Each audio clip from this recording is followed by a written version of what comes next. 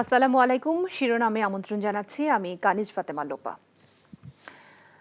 টানা ৩ দিন সাধারণ ছুটির পর আজ থেকে চালু হচ্ছে সব সরকারি বেসরকারি অফিস ও আদালত। এদিকে রাতে ঢাকা ও চট্টগ্রামে পরীক্ষামূলকভাবে সীমিত আকারে ব্রডব্যান্ড ইন্টারনেট সেবা চালু করা হয়েছে। সকাল ১১টা থেকে ৩টা পর্যন্ত অফিসের সার্বিক কার্যক্রম চলবে। ব্যাংকের লেনদেনও চলবে বেলা ১১টা থেকে ৩টা পর্যন্ত। একই সময়ে চলবে পুঁজিবাজারের লেনদেনও। বাংলাদেশ ব্যাংক সূত্রে জানা গেছে, আজ সারা দেশে বেলা ১১টা থেকে বিকেল ৩টা পর্যন্ত নির্ধারিত কিছু ব্যাংকের নির্ধারিত শাখায় সীমিত পরিসরে ব্যাংকিং কার্যক্রম চলবে। সরকারি চাকরিতে কোটা সংস্কার আন্দোলনকে কেন্দ্র করে দেশের বিভিন্ন জায়গায় সহিংসতা ছড়িয়ে পড়লে সরকার গত ১৯ জুলাই রাত থেকে কারফিউ জারি করে। গত রোব ও সোমবার এবং মঙ্গলবার সারা দেশে সাধারণ ছুটি ঘোষণা করা হয়। এদিকে রাতে ঢাকা ও চট্টগ্রামে পরীক্ষামূলকভাবে সীমিত আকারে ব্রডব্যান্ড ইন্টারনেট সেবা চালু করা হয়েছে।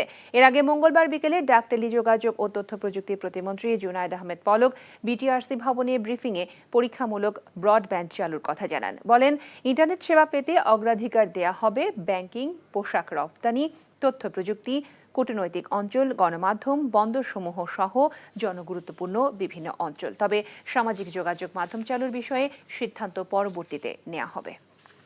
এখন জন্ম সনদ দিয়ে খোলো বিকাশ স্টুডেন্ট অ্যাকাউন্ট। নিজের বিকাশ নিজে কর।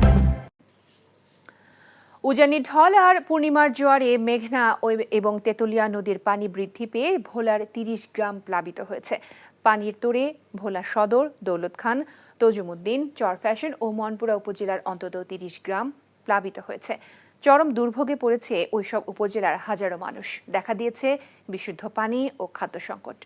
বৃষ্টিপাত হলে পরিস্থিতি আরও অবনতির আশঙ্কা করা হচ্ছে। টানা ৬৫ দিনের নিষেধাজ্ঞা শেষে মধ্যরাত থেকে বঙ্গোপসাগরে ফের মাছ ধরা শুরু হয়েছে। ইতোমধ্যেই পটুয়াখালী, বরগুনা সহ উপকূলের জেলেরা সাগরে রওনা হয়েছে। কয়েকদিন ধরে জাল, ট্রলার মেরামত সহ প্রস্তুতিমূলক কাজ সম্পন্ন করেন তারা। চাঞ্চল্য ফিরে এসেছে মৎস্য অবতরণ কেন্দ্র ও জেলেপল্লীতে। বঙ্গোপসাগরে মৎস্যসহ মূল্যবান প্রাণজীব সম্পদ সুরক্ষায় গত ২০ মে থেকে ২৩ জুলাই পর্যন্ত মাছ ধরা নিষিদ্ধ করে সরকার। জাটকা নিধনে নিষেধাজ্ঞার সফলতা অনুসরণ করে এই সিদ্ধান্ত নেওয়া হয়। সামুদ্রিক মাছের পাশাপাশি চিংড়ি, কাঁকড়ার মতো ক্রাস্টেশন আহরণও ছেড়েও নিষেধাজ্ঞার আওতায়।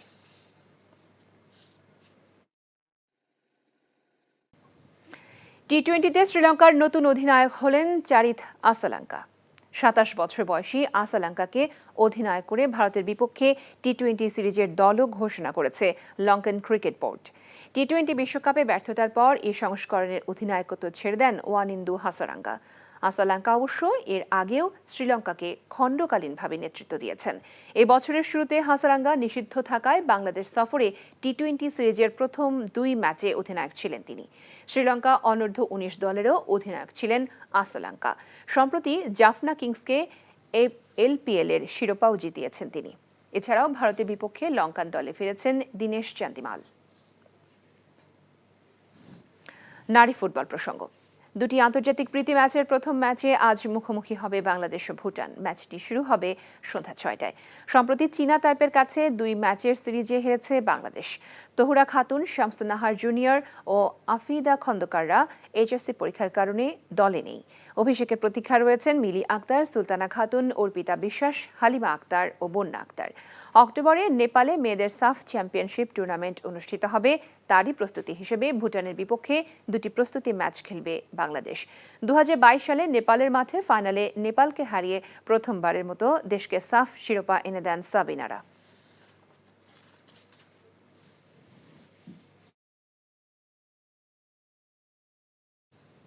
শিরোনাম এটুকুই। এই খবরের ভিডিও সহ আপডেট জানতে ভিজিট করুন এনটিভি অনলাইন www.ntvbd.com। এছাড়াও এনটিভির জনপ্রিয় সব অনুষ্ঠান ও খবরের আপডেট জানতে ভিজিট করুন আমাদের ইউটিউব ও ভেরিফাইড ফেসবুক পেজ। পাওয়ার মধ্যাহ্নের খবর দেখার আমন্ত্রণ রইল। সবাইকে ধন্যবাদ।